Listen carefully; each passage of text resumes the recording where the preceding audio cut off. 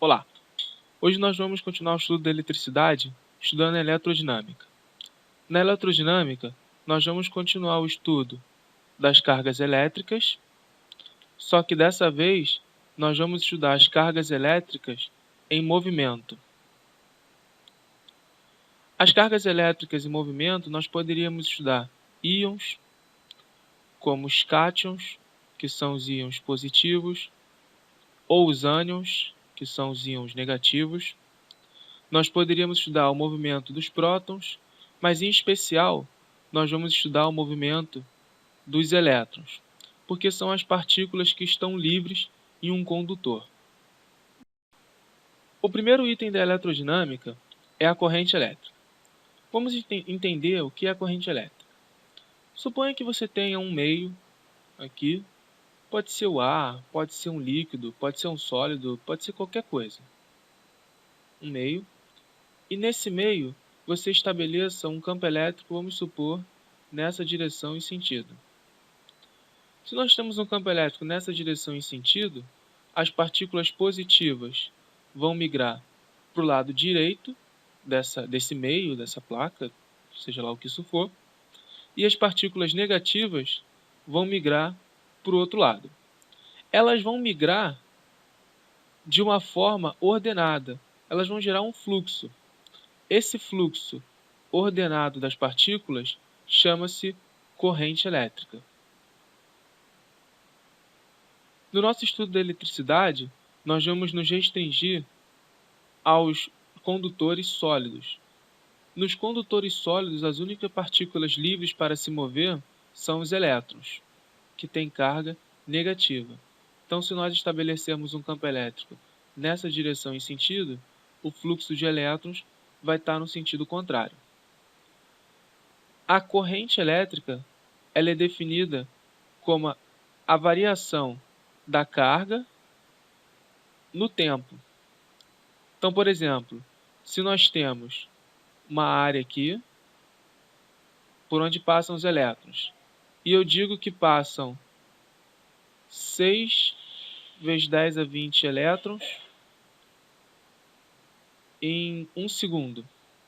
Quer dizer que passa uma carga de 6 vezes 10 a 20 vezes 1,6 vezes 10 a menos 19 sobre 1 segundo. Então, a nossa corrente elétrica vai valer 96 ampere, que é a unidade de corrente elétrica, que representa coulomb, que é carga, por segundo. Agora nós vamos estudar a velocidade de arraste. A velocidade de arraste é a velocidade com que os elétrons se movimentam dentro do condutor sólido. Então nós temos aqui o nosso condutor sólido, nós temos aqui a área em que os elétrons vão atravessar. Vamos chamar esse espaço aqui de ΔS. Essa área aqui vamos chamar de A. Nós sabemos que a corrente é definida pela variação de carga no tempo. E a variação de carga é a quantidade de elétrons que atravessam essa área por segundo. Então, é N vezes a quantidade de elétrons. O tempo nós podemos escrever como a variação do espaço dividido pela velocidade, que é a velocidade de arraste.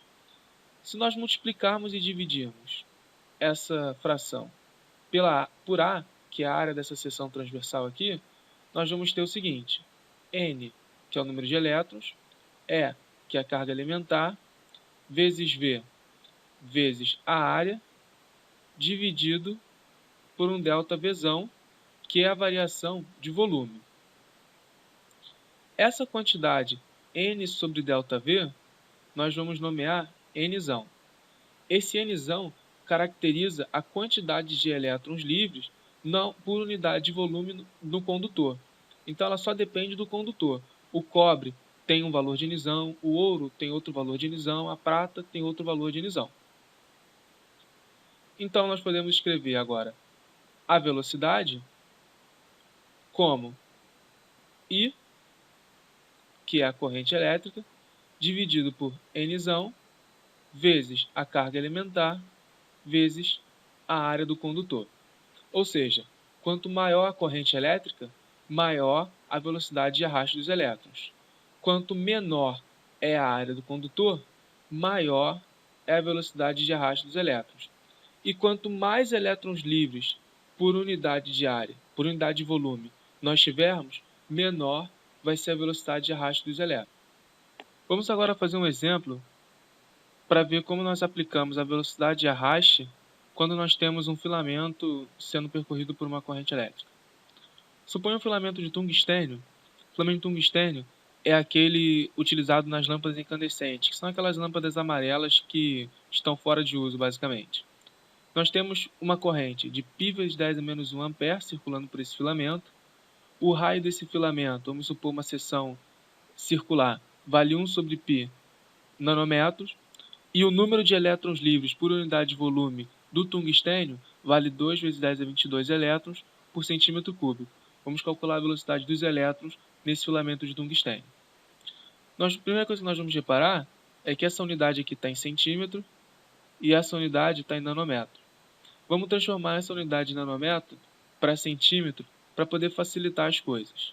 Aplicando a nossa fórmula, nós temos que a velocidade é dada pela corrente elétrica, que vale 0,1 vezes π, dividido pelo número de elétrons livres por unidade de volume, vezes a carga elementar do elétron,